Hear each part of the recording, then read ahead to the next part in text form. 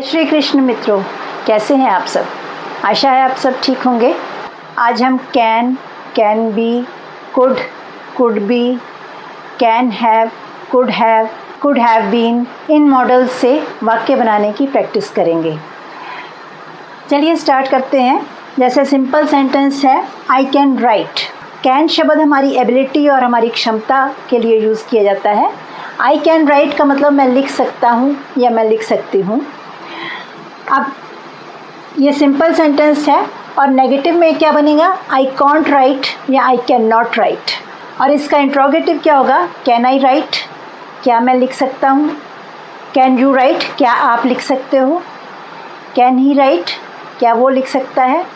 अब ये simple sentence है आई कैन राइट, और अगर हम इसके साथ लगा देते हैं आई कैन राइट इंग्लिश, मैं इंग्लिश लिख सकता हूँ।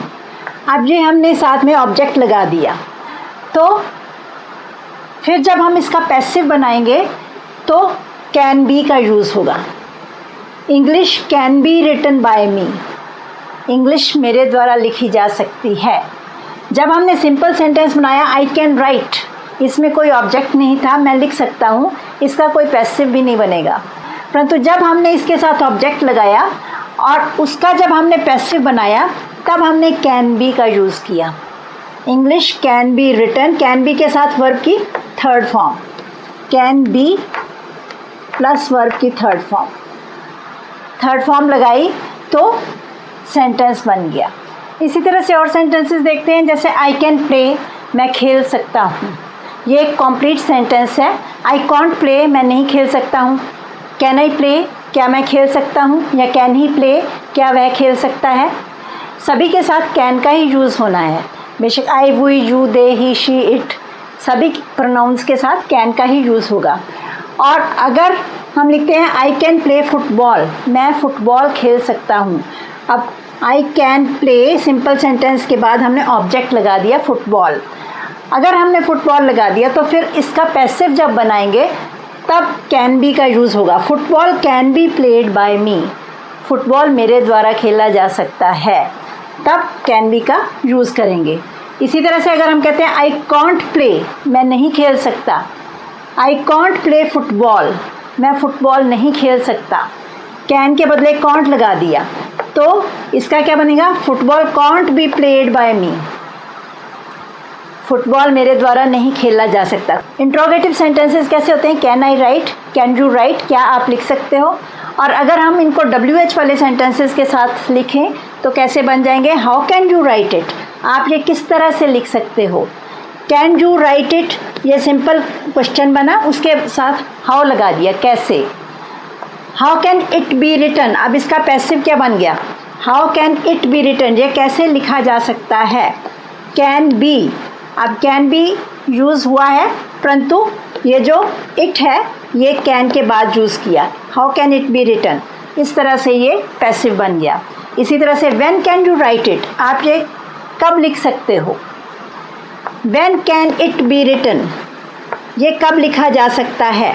सिंपल क्वेश्चन कैसे होगा, कैन यू राइट इट, और जब आपने क्वेश्चन समय पूछा है when can you write it, अब इसका पैसिव कैसे बन गया, तब हमने कैन बी का यूज़ किया, can it B.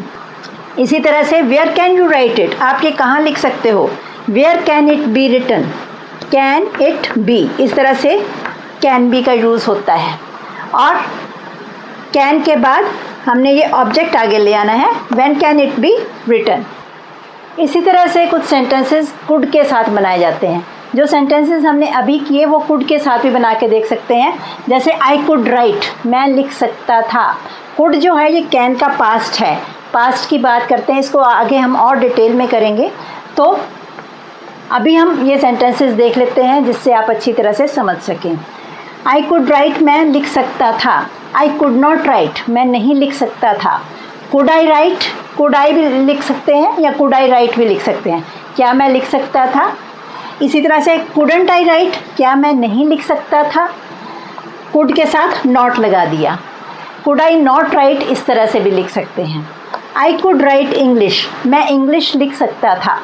English could be written by me, यहाँ पर कुड बी यूज़ हुआ, यहाँ पर एक्टिव वॉइस में कुड था और पैसिव वॉइस में कुड बी का यूज़ किया गया, इंग्लिश मेरे द्वारा लिखी जा सकती थी।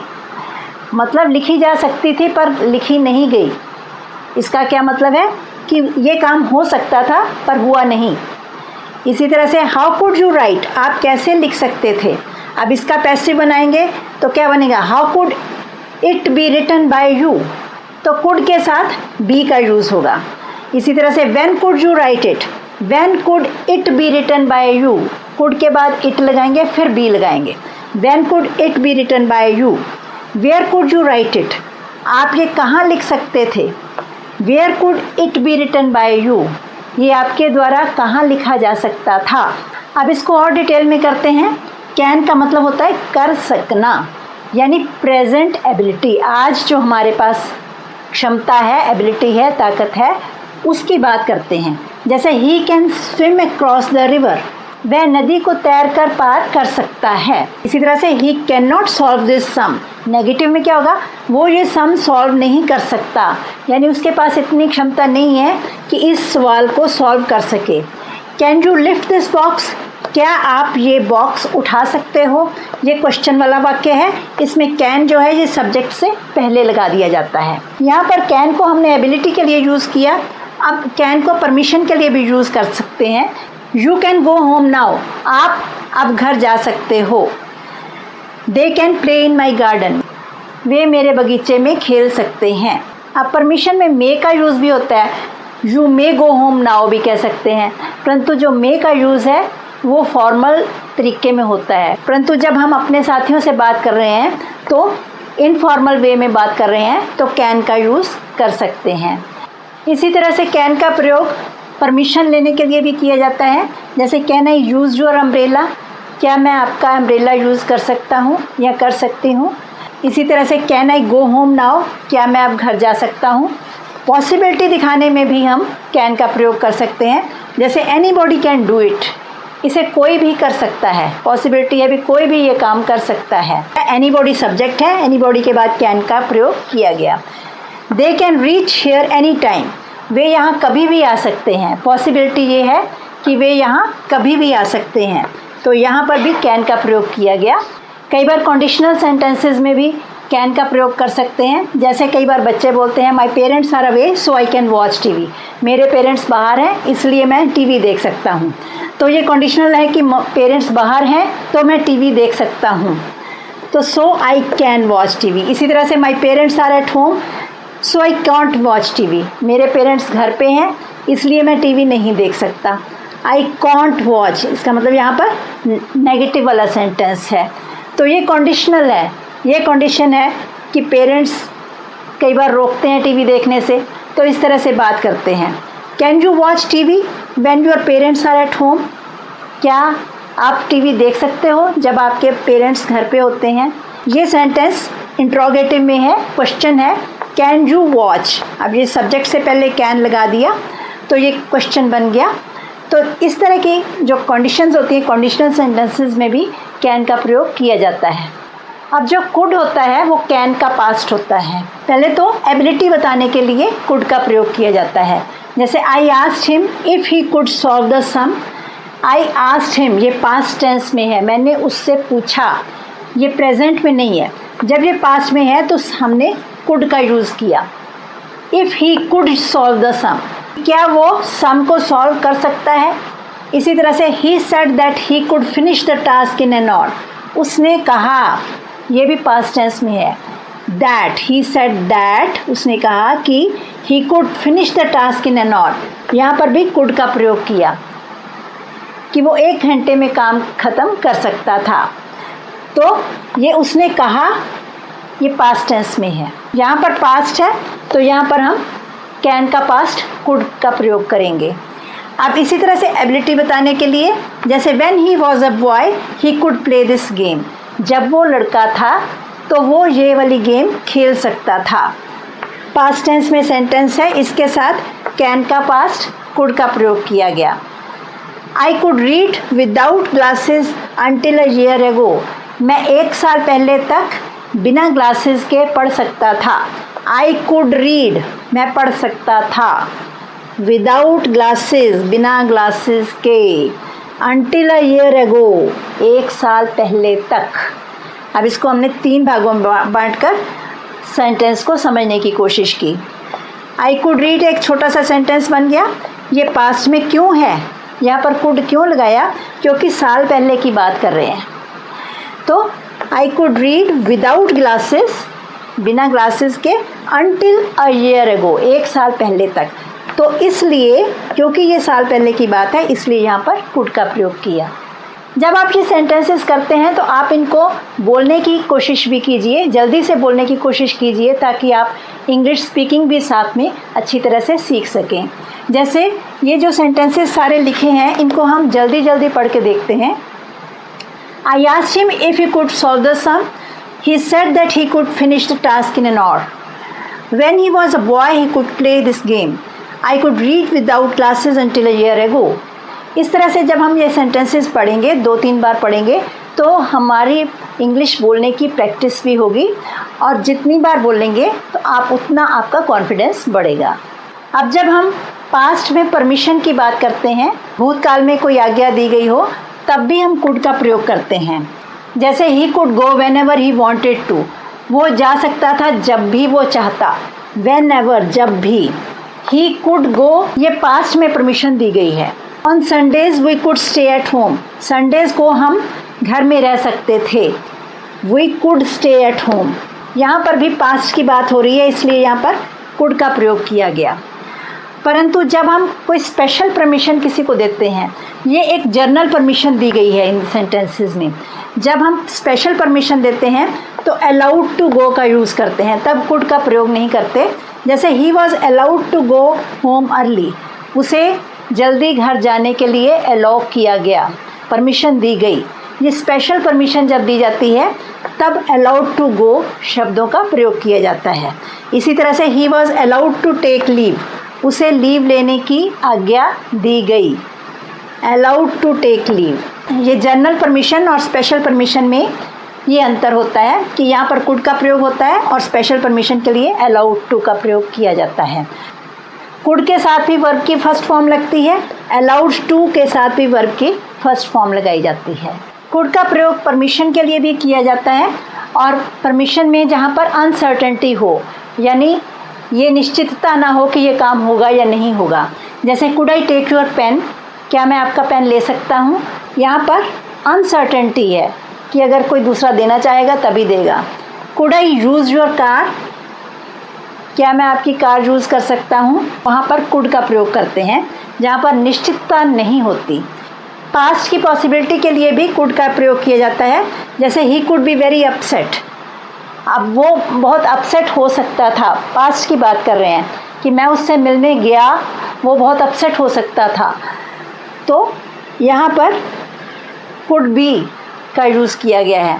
इसी तरह से if I had money I could bye a car, यहाँ भी अगर मेरे पास पैसा होता तो मैं कार खरीदता। इफ़ के साथ पास्ट टेंस का प्रयोग किया गया है और साथ में आई के साथ कुड का प्रयोग किया गया है। कैन का पास्ट, कुड का प्रयोग किया गया है, साथ में वर्ब की फर्स्ट फॉर्म लगाई गई है। इसी तरह से पोलाइट रिक्वेस्ट के लिए भी कुड का प्रयोग किया जाता है।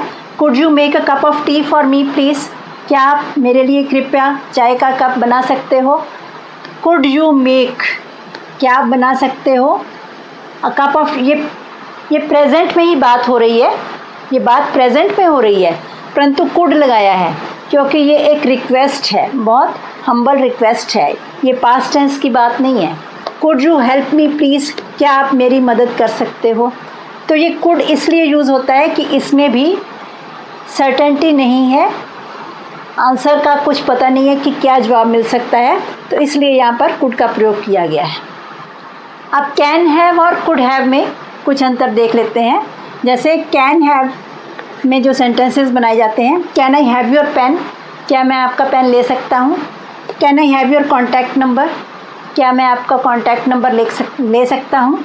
जब इनफॉर्मल वे से किसी से कोई चीज़ लेनी है तो कैन हैव का प्रयोग कर सकते हैं। ये बीच में सब्जेक्ट जो है कैन के बाद यूज़ किया जाता है। और कुड हैव का प्रयोग जब हम करते हैं तो वर्ब की थर्ड फॉर्म लगाते हैं। जैसे I could have visited that place but I didn't, मैं उस जगह पर जा सकता था। I could have visited, could have के साथ वर्ब की थर्ड फॉर्म लगाई, I could have visited that place, मैं उस जगह पर जा सकता था। इसका मतलब क्या है कि मैं गया नहीं, मैं वहाँ जा सकता था, पॉसिबिलिटी थी। कुड हैव का प्रयोग तब किया जाता है जब कोई ऐसा काम हो जो किया जा सकता था परंतु किया नहीं गया। इसी तरह से she could have told me about it but she didn't. She could have told me about it, वो मुझे इस बारे में बता सकती थी, वो ये काम कर सकती थी।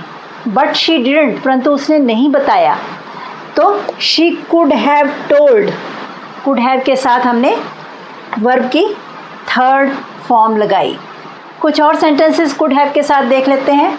ही कुड हैव कम, वो आ सकता था परंतु आया नहीं। इसी तरह से your mother could have cooked the food, आपके माताजी खाना बना सकते थे परंतु नहीं बनाया। तो इसका पैसिव कैसे बनेगा? The food could have been cooked by your mother.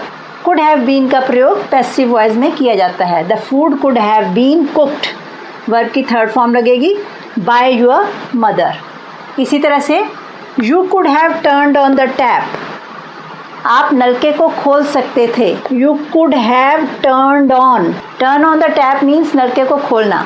सो आप नलके को खोल सकते थे। अब यहाँ पर इसका पैसिव क्या बनेगा? The tap could have been turned on by you, नलका आपके द्वारा खोला जा सकता था।